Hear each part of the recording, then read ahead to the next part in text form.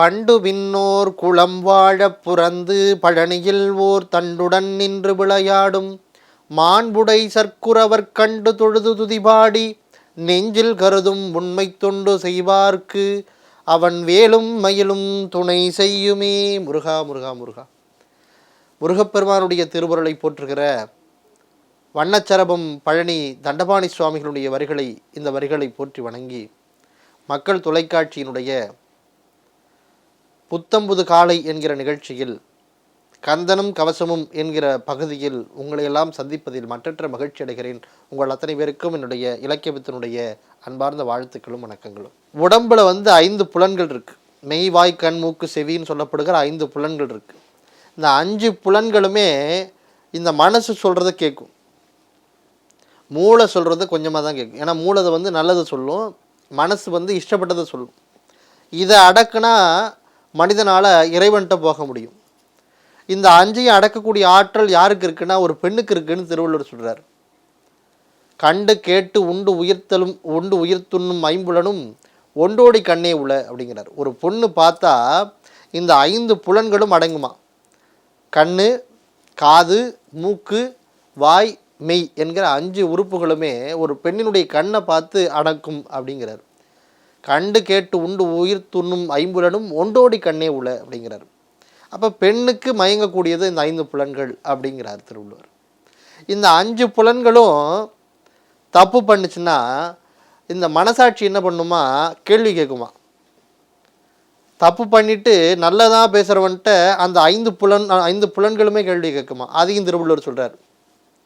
இப்போ நான் நான்வெஜ் சாப்பிட்றேன், மது மாமிசம் சாப்பிட்றேன், சாப்பிட்டுட்டு நான் இது வரைக்கும் மது மாமிசமே சாப்பிடல, இது வரைக்கும் மாமிசமே சாப்பிடல, மதுவும் குடிக்கலை அப்படின்னு நான் மேடையில் பேசுகிறேன்னா என்னுடைய வாய் சொல்லுமா உள்ளுக்குள்ளே, இவன் எவ்வளோ பெரிய திருட, இவ்வளவு நாள் மாமிசமும் மதுவும் சாப்பிட்ருக்கான், சாப்பிடவே இல்லைன்னு பொய் சொல்கிறானே இவன் அப்படின்னு இந்த மனசு சொல்லுமா, வாய் சொல்லுமா. இந்த காது நான் இது வரைக்கும் யாரையும் ஒட்டு கேட்டதே இல்லை பேசுகிறத அப்படின்னு சொல்லும் போது இந்த காது சொல்லுமா அவன் காதுகிட்டே, இவன் எவ்வளவு பெரிய அயோக்கியம், யார் பேசுகிறாலும் காதை கொண்டு போய் வச்சு கேட்பான், அப்படிப்பட்ட இவன் யார் பேசுகிறதையும் காதில் கேட்க மாட்டேன்னு சொல்கிறானே, பொய் சொல்கிறானே அப்படின்னு காது பேசுமா. கண் என்ன பண்ணுமா, இவன் எதையும் கெட்ட பழக்கத்தையும் பார்த்ததில்லை, எந்த தவறான விஷயங்களுக்கும் போனதில்லைன்னு கண்ணை பற்றி பெருமையாக பேசுகிறான்னா இந்த கண்ணுமே உள்ளே பேசிக்குமா, இவன் எவ்வளோ பெரிய அயோக்கியம், இந்த கண்ணை வச்சுக்கிட்டு என்னென்ன தப்பெல்லாம் பண்ணியிருக்கிறான், எவ்வளவு கெட்டதை பார்த்துட்டு சாட்சி சொல்லாமல் இருக்கிறான், அப்பேற்பட்ட அயோக்கியம் இவன் அப்படின்னு அந்த கண்ணுக்கிட்டே சொல்லுமா.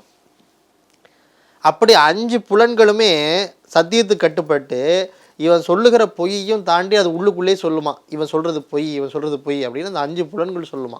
இதை நான் சொல்லலை, திருவள்ளுவர் சொல்கிறார். வஞ்ச மனத்தான் படித்தொழுக்கம் பூதங்கள் 5 அகத்தே நகும் அப்படிங்கிறார். 5 புலன்களும் என்ன பண்ணுமா, 5 புலன்களுமே உள்ள சொல்லிக்குமா, இவன் எப்பேற்பட்டவன், பொய் சொல்கிறான்னு. இப்போ அந்த 5 புலன்களையும் அடக்க வேண்டிய கடமை யாருக்கு இருக்குன்னா மனிதனுக்கு இருக்கான். அது பாட்டு அது போகிற இஷ்டத்துக்கு போக விட்டான்னு வைங்களேன், அவனுடைய பேர், அவனுடைய புகழ், அவனுடைய குணநலங்கள், அவன் குடும்பத்திற்கான பேர் எல்லாமே கெட்டுப்போகும்.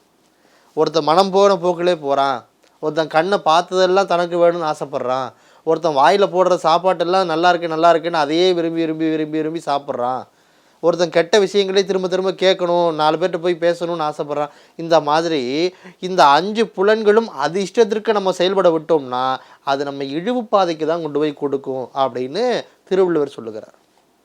இப்போ நம்முடைய அருணகிரிநாத பெருமகனாரும் அதை தான் சொல்கிறார். இந்த 5 புலன்களை நீ அடக்கிட்டேன்னு வையேன், கடவுளும் கூடயே இருப்பார்ரா அப்படிங்கிறார். அது என்ன, மனதிற்கு உபதேசம் சொல்லுகிற ஒரு பாடலாக இந்த பாடல் இருக்கிறது. கைவாய் கதிர்வேல் முருகன் கடல் பெற்று, கைவாய் கதிர்வேல் முருகன் கடல் பெற்று. ஏண்டா முருகப்பெருமானுடைய காலை பிடிச்சிக்கிட்டு இருக்கிறியடா, இப்போ முருகப்பெருமானுடைய காலை பிடிச்சிட்டு இருக்கியே, அப்போ அந்த 5 புலன்களையும் நீ அடக்கியிருந்தேன்னா முருகப்பெருமான் உன்னை தன்னோட கூட்டு போயிருப்பாரு. நீ 5 புலன்களையும் அடக்க மாட்டேங்கிற, 5 புலன்களையும் அடக்குனா முருகப்பெருமான் உன்னை கையோடு கூட்டிகிட்டு போவார்ரா அவரோட அப்படின்னு சொல்கிறார்.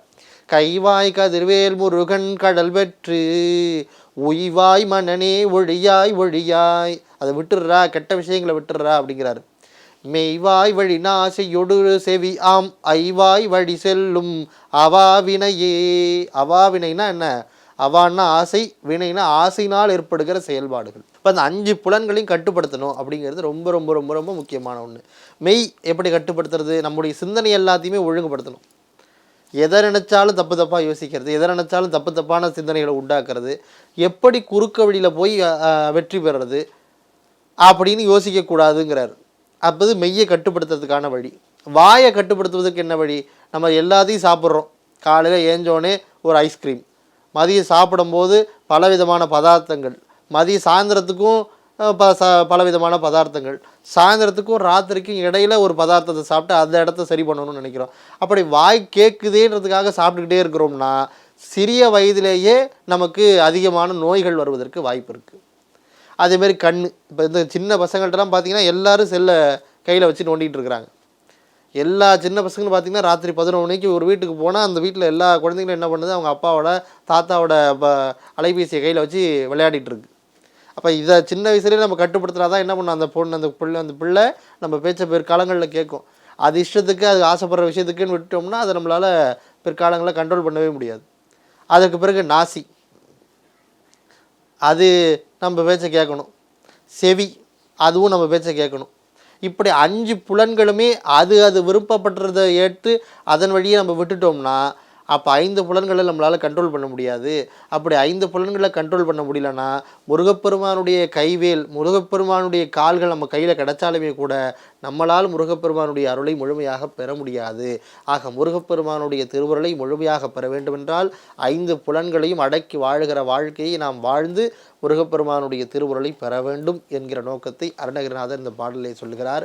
கைவாய் கதிர்வேல் முருகன் கடல் பெற்று ஒய்வாய் மனனே ஒழியாய் ஒழியாய் மெய்வாய் வழி நாசையொடும் செவியாம் ஐவாய் வழி செல்லும் அவாவினையே என்று சொல்லுகிற இந்த பாடலை வாழ்க்கையில் கடைபிடிக்க வேண்டும் என்று சொல்லி அத்தனை பேருக்கும் என்னுடைய வாழ்த்துக்களை சொல்லி, ஆறிரு தடந்தோள் வாழ்க, அறுமுகம் வாழ்க, வெற்பை கூறுசை தனிவேல் வாழ்க, கொக்குடம் வாழ்க, செவ்வேளேறிய மங்கை வாழ்க, ஆனைதன் நனங்கு வாழ்க, மாறிலா வள்ளி வாழ்க, வாழ்க சீரடியாரெல்லாம் என்று சொல்லுகிற இந்த முருகப்பெருமானை போற்றி வணங்கி உங்கள் அத்தனை பேருக்கும் என்னுடைய மனம் வழி மெய்களினாலே நன்றிகளை கூறி விடைபெறுகிறேன். நன்றி, வணக்கம்.